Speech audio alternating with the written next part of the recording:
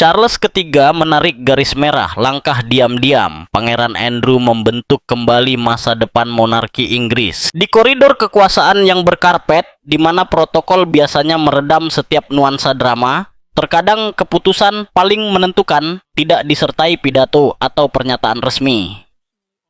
Kali ini, langkah itu dilakukan secara diam-diam, hampir seperti operasi bedah.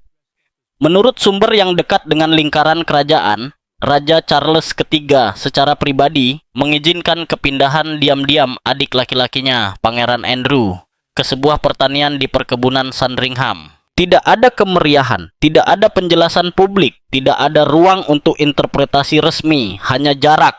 Apa yang dimulai sebagai desas-desus di antara para penasihat dan staf istana, akhirnya menjadi salah satu langkah strategis paling signifikan dalam beberapa tahun terakhir di dalam monarki Inggris.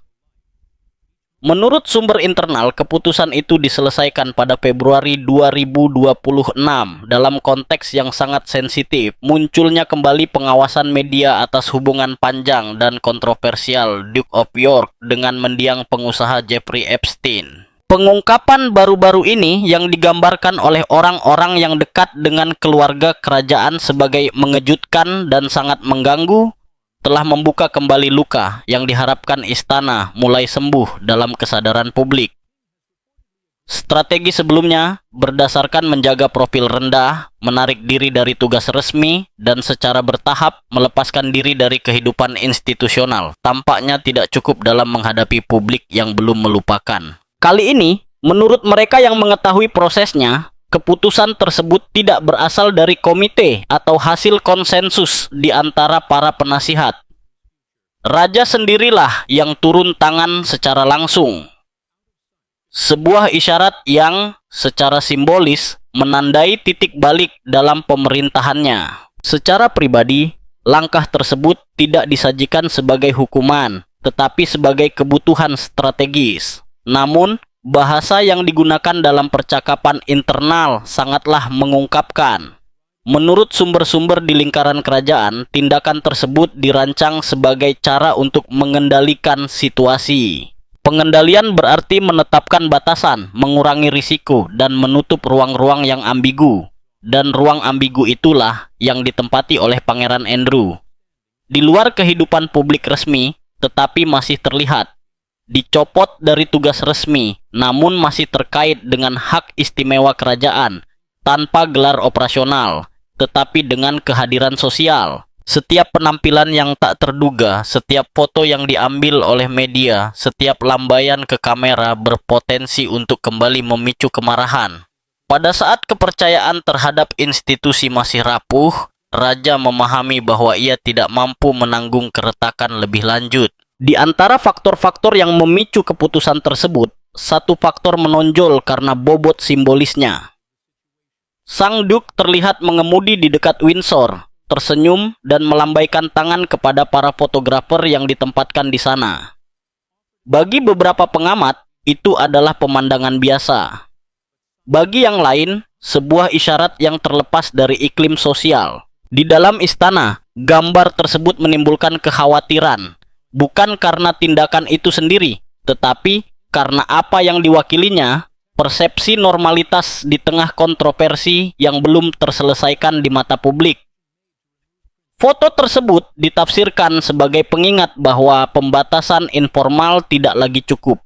Menurut sumber yang dekat dengan raja, ia memahami bahwa mengizinkan paparan seperti itu, bahkan jika sesekali, sama saja dengan membuka kembali perdebatan yang sebenarnya tidak pernah berakhir. Pemilihan lahan Sandringham bukanlah suatu kebetulan. Terletak di Norfolk, jauh dari sorotan London dan Windsor, properti ini menawarkan ketenangan, kebijaksanaan, dan kendali. Tempat ini juga secara historis, terkait dengan keluarga kerajaan, memungkinkan kontinuitas tanpa paparan publik. Kepindahan ke rumah pertanian di dalam lahan tersebut merupakan pemisahan yang jelas dari lokasi seperti Royal Lodge, kediaman yang selama bertahun-tahun melambangkan keberadaan pangeran dalam keadaan limbo institusional. Lokasi baru ini mendefinisikan kembali statusnya. Ia tidak lagi berada di antara hak istimewa dan representasi publik. Sumber-sumber yang dekat dengan raja menyatakan bahwa ia telah setuju untuk membiayai akomodasi secara pribadi dan memberikan tunjangan kecil untuk pengeluaran pribadi. Pesan tersiratnya ada dua, tidak ada pengabaian terhadap keluarga, melainkan batasan yang tegas. Menganggap perpindahan ini hanya sebagai relokasi belaka akan meremehkan signifikansinya. Pada kenyataannya, ini adalah intervensi struktural dalam narasi monarki kontemporer. Charles III mewarisi sebuah institusi yang sedang mengalami periode redefinisi, dengan harapan sosial yang semakin menuntut dan toleransi publik yang semakin berkurang terhadap kontroversi etika. Dalam konteks ini, kehadiran Pangeran Andrew, sekalipun minimal, merupakan risiko laten.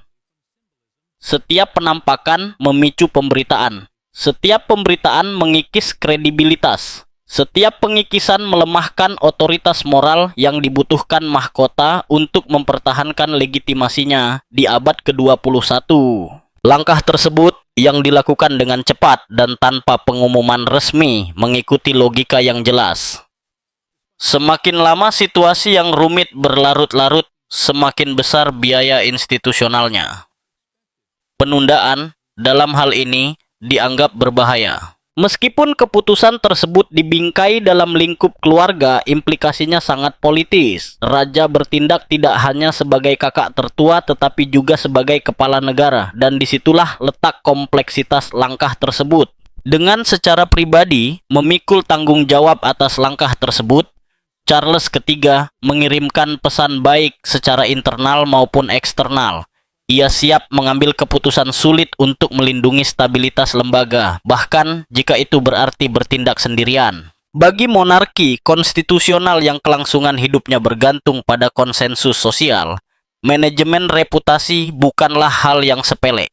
Di era media sosial, siklus berita yang terus-menerus, dan pengawasan global, visibilitas yang tidak terkendali menjadi ancaman nyata. Pertanyaan yang menggantung di udara tak terhindarkan. Apakah ini penarikan strategis sementara atau pelarian permanen? Secara resmi, tidak ada pernyataan yang mengklarifikasi situasi tersebut. Namun, sumber-sumber yang dikonsultasikan sepakat bahwa niatnya bukanlah sementara. Tujuannya mereka bersikeras, bukanlah untuk memberi waktu agar kontroversi mereda, tetapi untuk secara permanen menutup paparan publik Sang Duk. Arahan tersebut jelas, menghilang dari radar media. Secara praktis, ini berarti meminimalkan perjalanan, menghindari pertemuan yang kemungkinan akan difoto, dan mengurangi kontak dengan ruang publik seminimal mungkin. Dari perspektif kelembagaan, langkah ini dapat diinterpretasikan sebagai penegasan kembali kepemimpinan Charles III. Menghadapi kritik masa lalu yang mempertanyakan penanganan kasus tersebut, Raja tampaknya telah memilih tindakan definitif. Namun hal ini juga menimbulkan pertanyaan tentang pengelolaan masalah secara historis. Apakah tindakan diambil terlalu terlambat? Apakah munculnya kembali kontroversi harus mendorong tindakan drastis seperti itu?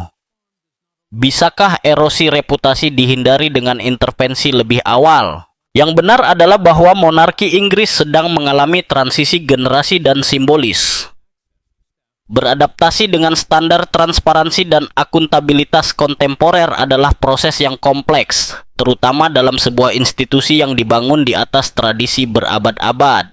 Menyingkirkan Pangeran Andrew dari sorotan publik memiliki tujuan langsung untuk mendapatkan kembali kendali atas narasi.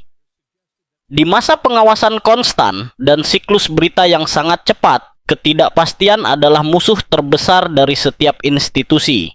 Dan Duke of York telah menjadi, bagi rumah tangga kerajaan, sumber ketidakpastian yang konstan. Perpindahan dari pusat-pusat aktivitas kerajaan tradisional bertujuan untuk menggantikan ketidakpastian itu dengan struktur. Jauh dari sorotan Windsor dan aktivitas seremonial yang biasa, tujuan baru ini menawarkan keuntungan utama, kemampuan untuk mengelola visibilitas, waktu, dan paparan dengan presisi yang tepat. Itu bukanlah strategi yang dirancang untuk menghasilkan tontonan atau untuk menawarkan penjelasan publik yang terperinci. Sebaliknya, itu adalah operasi penahanan. Di balik pintu tertutup, tindakan ini dianggap penting untuk kelangsungan simbolis monarki pada saat pengawasan berkepanjangan dari pers dan opini publik.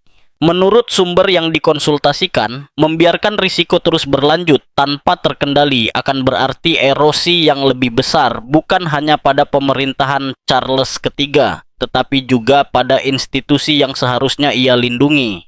Keputusan untuk menyingkirkan Pangeran Andrew dari kehidupan publik segera diikuti oleh pertanyaan penting lainnya, di mana ia akan tinggal sekarang. Selama bertahun-tahun, Andrew menempati Royal Lodge, sebuah rumah besar dengan 30 kamar yang terletak di Berkshire, sangat dekat dengan Windsor.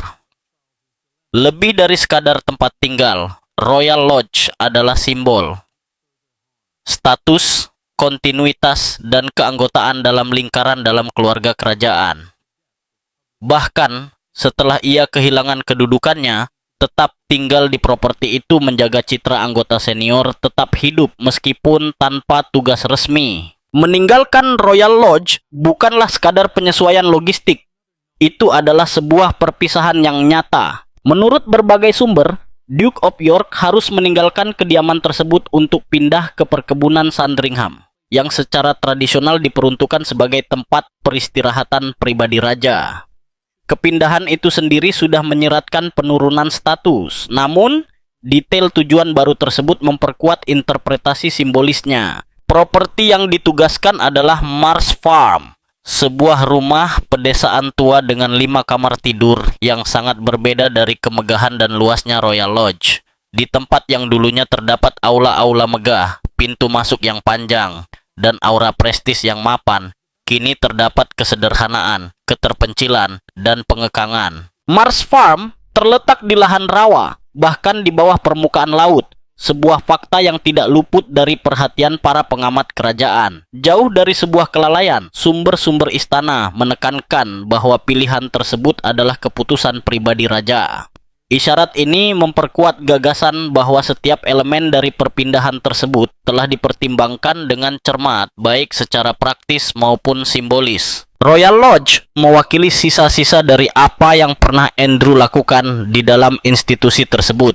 Marsh Farm, di sisi lain, mewujudkan apa adanya dia sekarang. Sosok yang terpisah, dipindahkan, dan didefinisikan ulang oleh keadaan. Suasananya lebih tertutup, lebih terpencil, dan jauh dari pusat upacara monarki. Tidak ada aula-aula megah atau pintu masuk yang megah yang menunjukkan pangkat. Yang kita lihat di sini adalah isolasi, fungsionalitas, dan yang terpenting, kendali. Orang-orang yang dekat dengan proses tersebut bersikeras bahwa langkah ini bukan semata-mata masalah kenyamanan atau keamanan. Ini adalah pernyataan internal yang dibuat tanpa perlu pengumuman resmi, tanpa secara resmi mencabut gelar yang hanya tersisa di atas kertas. Sesuatu yang lebih nyata telah dihilangkan, kedekatan dengan kekuasaan, prestis, dan visibilitas. Sandringham menambahkan lapisan makna lain. Sebagai salah satu properti pribadi raja, tempat ini memungkinkan pengawasan tanpa paparan publik. Kehadiran Andrew dapat dikelola jauh dari perhatian yang tidak terduga yang dihasilkan oleh kedekatannya dengan Windsor. Tetapi, pada saat yang sama di bawah otoritas langsung Charles III. Pesan tersiratnya jelas, fase baru ini tidak lagi berada di bawah kendali Duke of York. Ini berada di bawah kendali raja. Namun, apa yang awalnya tampak seperti solusi yang bijaksana segera membuka front baru ketidaknyamanan internal. Marsh Farm tidak dirancang untuk menampung tokoh penting, bahkan tokoh yang sudah terdegradasi sekalipun. Mengadaptasi rumah pertanian tua agar sesuai dengan standar keamanan anggota keluarga kerajaan melibatkan kompleksitas teknis dan logistik yang cukup besar. Hampir seketika, tanda-tanda renovasi besar-besaran mulai muncul.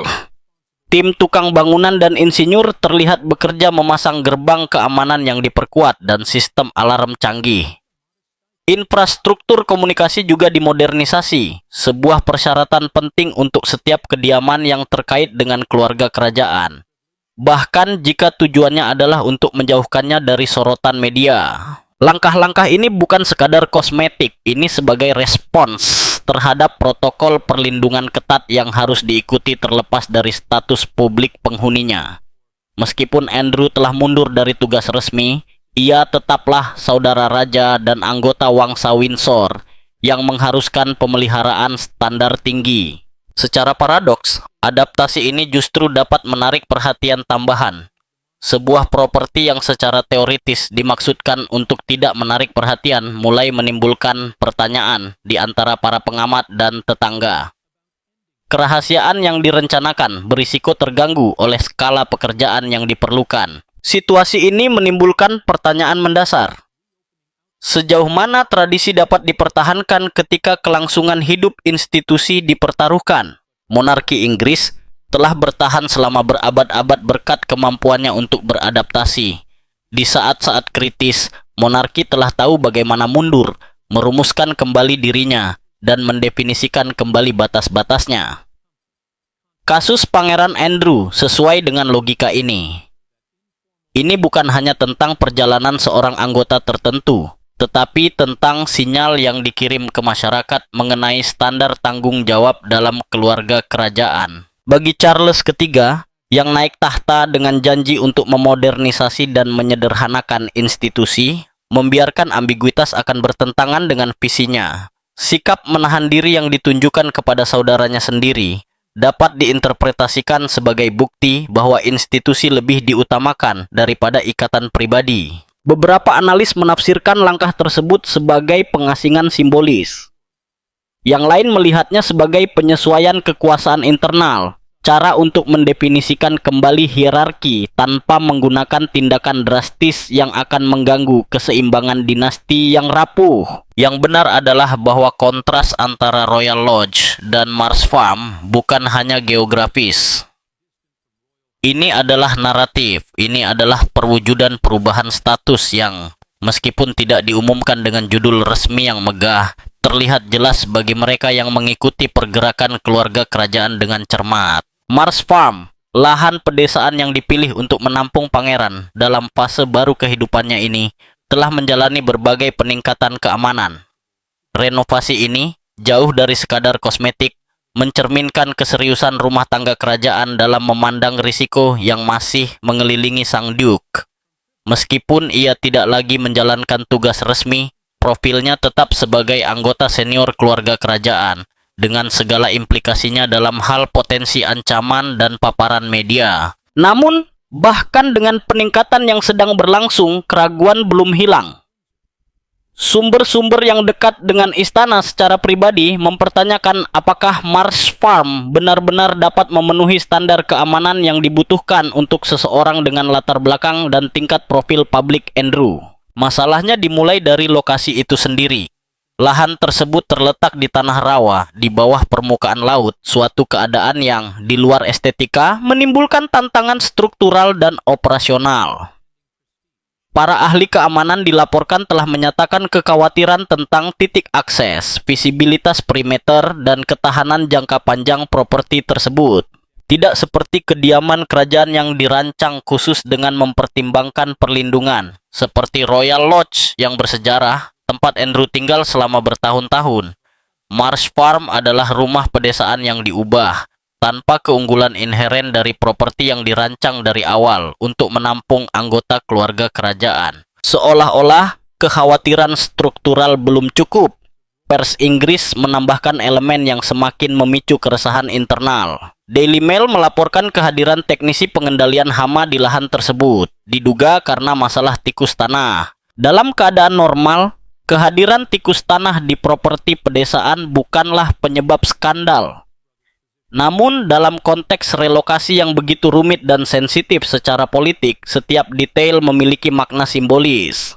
Di antara beberapa orang di lingkaran kerajaan, berita itu disambut dengan campuran ketidaknyamanan dan rasa malu.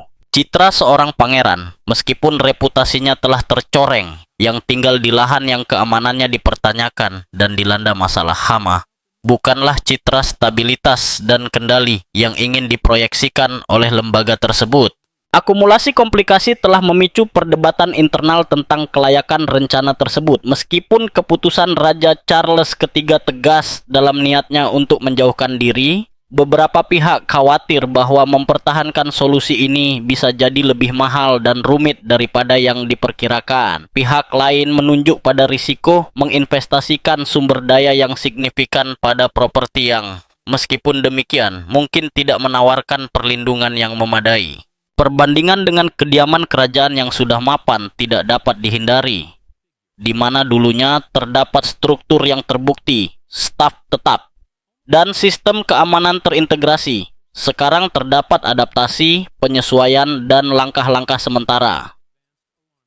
Perbedaan ini tidak hanya mempersulit logistik, tetapi juga memperkuat persepsi bahwa keputusan tersebut, betapapun tegasnya, telah membawa istana ke wilayah yang belum dipetakan. Di jantung operasi ini terletak ketegangan yang lebih dalam. Tujuan raja ada dua: untuk menjaga Andrew agar tidak menjadi sorotan publik dan untuk menghindari biaya pemeliharaannya yang membebani anggaran publik. Namun, mencapai keduanya tanpa menimbulkan kontroversi lebih lanjut membutuhkan keseimbangan yang rumit, hampir seperti operasi bedah. Setiap peningkatan keamanan, setiap langkah logistik, setiap penyesuaian staf berisiko menjadi berita media baru. Dan dalam monarki yang sudah menghadapi pengawasan terus-menerus, persepsi tentang perencanaan yang buruk atau pengeluaran yang berlebihan dapat semakin mengikis kepercayaan publik. Di dalam tembok istana, terdapat pula kekhawatiran yang lebih tenang. Persepsi institusional, gagasan tentang seorang anggota senior keluarga kerajaan, bahkan yang telah kehilangan reputasinya, yang tinggal di properti yang terkait dengan masalah keamanan dan pemeliharaan sangatlah meresahkan. Bagi sebagian orang ini menunjukkan kesalahan dalam penilaian dan perencanaan. Namun, bagi yang lain, ketidaknyamanan itu justru merupakan pesan yang ingin disampaikan. Mars Farm tidak pernah dimaksudkan sebagai tempat peristirahatan yang glamor, melainkan sebagai ruang yang fungsional, tertutup, dan bijaksana. Sementara diskusi strategis berlangsung di balik pintu tertutup, reaksi pribadi Andrew segera bocor ke pers. Menurut sumber yang dikutip oleh Daily Mail dan media lain, pertemuan pertamanya dengan properti tersebut sangat mengecewakan. Setelah puluhan tahun dikelilingi oleh ruang yang luas, staf, dan hak istimewa yang tenang, sang pangeran dilaporkan kecewa dengan ukuran dan fitur rumah tersebut. Ia dikatakan telah menggambarkan Mars Farm sebagai sempit atau terbatas, sebuah kata yang tidak hanya merujuk pada ruang fisik tetapi juga pada dampak emosional dari penurunan tersebut. Terbiasa dengan kediaman yang luas, rumah dengan 5 kamar tidur ini merupakan perubahan yang mencolok. Kontras dengan bekas Royal Lodge dengan 30 kamar dan aura kemegahan yang mapan sangat mencolok. Di sana, bahkan setelah melepaskan peran publiknya, Andrew tetap mempertahankan rasa relevansi dan statusnya. Mars Farm segera menghancurkan ilusi itu. Komentarnya yang dilaporkan tentang tidak pernah tinggal di tempat sekecil itu sejak meninggalkan Istana Buckingham menggarisbawahi sejauh mana ia menganggap kepindahan ini sebagai penurunan status simbolis. Ini bukan hanya tentang luas bangunan, tetapi tentang identitas. Salah satu penyesuaian yang paling signifikan menyangkut staf. Tidak seperti kediamannya sebelumnya, Mars Farm tidak mengizinkan staf yang tinggal di properti tersebut bagi seseorang yang telah menghabiskan sebagian besar kehidupan dewasanya dengan dukungan domestik yang konstan. Pembatasan ini merupakan pengurangan hak istimewa yang nyata dan emosional. Sebagai langkah sementara, Raja dilaporkan telah menawarkan akses sesekali kepada staf dari Sandringham House jika diperlukan. Namun, solusi sementara ini sangat berbeda dari lingkungan yang lengkap yang dinikmati Andrew selama beberapa dekade. Sumber-sumber menggambarkan respons emosionalnya sebagai proses bertahap. Pertama, kemarahan. Kemudian, frustrasi setelah menyadari bahwa keputusan itu tidak dapat dinegosiasikan. Tidak ada tempat tinggal alternatif yang menunggu dan tidak ada kemungkinan untuk membatalkannya secara diam-diam. Pesan dari atasan sudah jelas. Inilah rencananya dan sudah berjalan. Seiring berjalannya hari, kemarahan awal dilaporkan berubah menjadi penerimaan yang pasrah. Menurut seorang sumber yang dikutip oleh The Times, Andrew memahami bahwa melawan hanya akan memperpanjang ketegangan dan memperburuk situasinya. Akhirnya, kesimpulan yang gamblang namun tak terhindarkan muncul. Ia harus melanjutkan hidupnya dan beradaptasi dengan apa yang tersisa. Sumber-sumber yang dekat dengan pangeran menggambarkan reaksi awalnya diwarnai dengan kemarahan dan kebingungan. Ini bukan hanya masalah kenyamanan materi, tetapi juga identitas. Royal Lodge mewakili stabilitas, kenangan, dan kesinambungan. Meninggalkan kediaman itu sama saja dengan menerima secara publik bahwa waktunya sebagai anggota aktif keluarga kerajaan telah berakhir.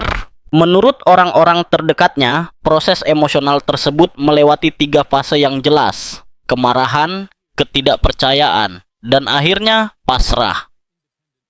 Setiap tahap mencerminkan konfrontasi progresif dengan kenyataan yang tidak dapat lagi dihindarinya. Monarki, yang selama beberapa dekade telah beradaptasi untuk melindungi anggotanya, kini tampaknya mengadopsi sikap yang berbeda. Kelangsungan institusional lebih diutamakan daripada ikatan sentimental apapun. Mars Farm bukan hanya alamat baru. Ini adalah batas wilayah, sebuah ruang yang mendefinisikan kehadiran publiknya, membatasi pergerakannya, dan membuatnya berada di bawah pengawasan langsung. Secara simbolis, ini mewakili penutupan satu bab dan awal bab lain di mana ruang geraknya sangat terbatas. Pertanyaan besar yang menggantung di atas istana adalah, apakah Andrew akan sepenuhnya menerima peran barunya yang lebih kecil ini, atau apakah pada suatu saat ia akan mencoba menantang batasan yang telah ditetapkan? Kemungkinan inilah yang mengkhawatirkan mereka yang mengetahui sejarah Duke baru-baru ini. Setiap upaya sebelumnya untuk bertindak secara independen berakhir dengan menimbulkan lebih banyak kontroversi daripada kelegaan. Dengan fokus yang bergeser dari saudara yang jatuh ke raja yang harus mengelola konsekuensinya, sosok Charles III muncul sebagai tokoh sentral dalam kisah ini. Di balik keputusan tegas dan jarak yang tampak, terdapat seorang raja yang menurut sumber internal telah secara pribadi memikul tanggung jawab atas masa depan saudaranya. Keputusan ini bukanlah tindakan kemurahan hati, melainkan langkah strategis. Raja telah memutuskan untuk membiayai akomodasi Andrew secara pribadi dan memberinya tunjangan sederhana untuk menutupi pengeluaran dasarnya. Tujuannya ada 2, untuk memutuskan hubungan dengan dana publik, salah satu sumber utama kemarahan publik, dan pada saat yang sama, untuk memastikan bahwa sang adipati tetap berada di bawah kendali yang lebih langsung. Mereka yang mengetahui dinamika internal menegaskan bahwa ini bukan masalah kemurahan hati persaudaraan, tetapi kebutuhan institusional. Setiap inisiatif masa lalu oleh pangeran untuk menghasilkan pendapatannya sendiri atau mempertahankan kehadiran publik menyebabkan masalah lebih lanjut.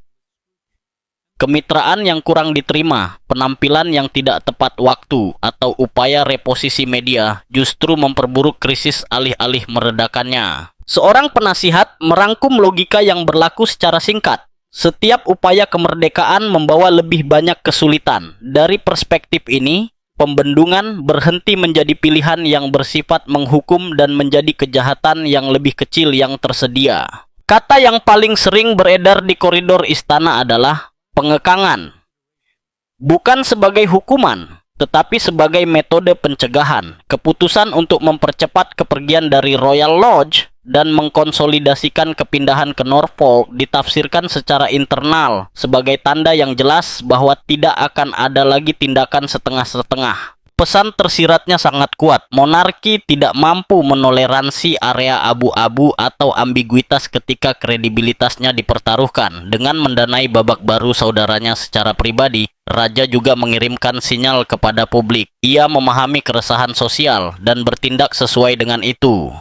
Ia tidak membutuhkan cemoohan atau berita utama yang provokatif untuk mengukur suasana hati negara. Lebih lanjut, reorganisasi ini mengurangi risiko kemunculan spontan atau keputusan yang tidak sah. Dengan ketergantungan finansial dan lokasi yang secara fisik jauh dari pusat kehidupan kerajaan, kemungkinan kejutan berkurang secara signifikan. Bagi para penasihat raja, prediktabilitas telah menjadi bentuk perlindungan. Di era di mana setiap gerakan dapat diperkuat dalam hitungan menit, mengendalikan narasi sangat penting, dan isolasi yang terencana adalah alat yang ampuh. Namun, mereduksi episode ini menjadi strategi manajemen sederhana, berarti mengabaikan dimensi manusianya. Mengambil alih perwalian finansial dan moral seorang saudara laki-laki dewasa berarti menerima bahwa tidak ada komite untuk mendelegasikan tanggung jawab atau tirai institusional di balik mana ia dapat bersembunyi. Raja tidak hanya menanggung konsekuensi kesalahan masa lalu, Andrew. Ia juga memikul beban untuk mencegah krisis di masa depan. Ini adalah posisi yang menggabungkan frustrasi, tekad, dan kesedihan yang hampir tidak diakui di depan umum. Ketegangan antara kewajiban dan belas kasihan jarang terlihat begitu jelas. Sebagai raja, Charles harus melindungi stabilitas mahkota di atas segalanya. Sebagai saudara laki-laki, ia menghadapi pemutusan ikatan keluarga secara praktis di bawah pengawasan konstan opini publik. Cara bertindak ini juga menunjukkan perubahan gaya untuk pemerintahan saat ini. Tidak seperti fase sebelumnya di mana masalah-masalah tertentu dibiarkan membusuk dengan harapan waktu akan meredakannya. Sekarang responsnya lebih langsung meskipun tidak nyaman. Prioritasnya jelas, menghindari sumber ketidakstabilan internal apapun. Saat rencana berjalan maju, suasana di dalam lingkaran kerajaan jauh dari tenang. Biaya keamanan yang terkait dengan perpindahan tersebut telah menimbulkan kekhawatiran baru. Setiap penyesuaian anggaran diteliti dengan cermat, menyadari bahwa angka apapun dapat menjadi amunisi untuk kritik publik. Ini bukan hanya tentang angka, ini adalah keputusan yang melibatkan keseimbangan antara kebijaksanaan dan perlindungan. Dalam konteks paparan media yang konstan, setiap kesalahan dapat diperbesar. Ditambah lagi dengan masalah logistik yang tak terduga di properti yang ditunjuk untuk pangeran. Masalah yang di rumah tangga lain akan menjadi hal sepele, di sini menjadi masalah operasional. Bahkan ketidaksempurnaan kecil pun dapat menjadi fokus perhatian atau memicu spekulasi. Di dalam tim yang mengelola transisi, ada rasa penyesuaian ulang yang konstan. Setiap langkah maju tampaknya disertai dengan variabel baru. Ketidakpuasan Andrew sendiri menambah tekanan lebih lanjut. Kegelisahannya bukan lagi masalah pribadi, tetapi faktor yang memengaruhi perencanaan. Menenangkannya sepenuhnya tampaknya tidak mungkin, namun mengabaikan posisinya juga tidak layak. Keseimbangan yang rumit ini mengubah setiap percakapan internal menjadi negosiasi tersirat. Di tengah berbagai komplikasi, rumor mulai beredar tentang kemungkinan pertimbangan ulang di menit-menit terakhir. Properti lain di dalam kawasan Sandringham dapat muncul sebagai alternatif. Sekadar menyebutkan rencana alternatif saja sudah memicu spekulasi kembali. Namun, setiap opsi memiliki risikonya sendiri. Mengubah tujuan akhir akan memerlukan penyesuaian logistik, keuangan, dan komunikasi tambahan. Dan keheningan resmi bukannya memadamkan api, malah memperintensifkan interpretasi setiap gerak-gerik dan setiap ungkapan yang dipilih dengan cermat. Apa yang awalnya dirancang sebagai proses yang terkontrol telah berubah menjadi operasi yang membutuhkan kewaspadaan konstan. Stabilitas yang dijaga dengan cermat selama bertahun-tahun kini tampaknya bergantung pada variabel yang belum sepenuhnya terselesaikan. Pertanyaan besar yang menggantung di udara adalah, apakah strategi Charles III akan menjamin stabilitas atau sebaliknya dapat menimbulkan ketegangan yang tak terduga? Pengendalian berhasil selama isinya menerima batasan tersebut. Tetapi jika pangeran memutuskan untuk menentangnya, istana dapat menghadapi episode baru kekacauan internal. Untuk saat ini, sang raja melangkah maju dengan tekad yang tenang. Tidak ada sikap kemenangan dalam tindakannya, hanya keyakinan pragmatis bahwa ketertiban harus dijaga dengan segala cara. Batasan-batasan yang mengelilingi kehidupan Andrew semakin menyempit, dan bersamaan dengan itu, harga emosional untuk mempertahankan disiplin institusional semakin meningkat. Pada akhirnya, ini bukan sekadar kisah seorang pangeran yang terpinggirkan, tetapi seorang raja yang harus menyeimbangkan loyalitas keluarga dengan kelangsungan hidup salah satu institusi tertua di dunia. Ini adalah potret monarki yang telah memutuskan bahwa mereka tidak lagi mampu menoleransi kemewahan internal. Hasilnya masih belum pasti. Penerimaan penuh Andrew terhadap peran barunya dapat mengantarkan periode ketenangan relatif, tetapi setiap upaya untuk mendorong batasan dapat memicu efek domino yang sulit dikendalikan. Di dalam tembok istana, perasaan yang dominan adalah kewaspadaan yang konstan. Krisis belum berakhir. Krisis tersebut hanya mengambil bentuk yang lebih tenang. Dan sementara penguasa memikul beban mahkota dan garis keturunannya, masa depan keluarga kerajaan Inggris bergantung pada keseimbangan antara kendali dan kemanusiaan.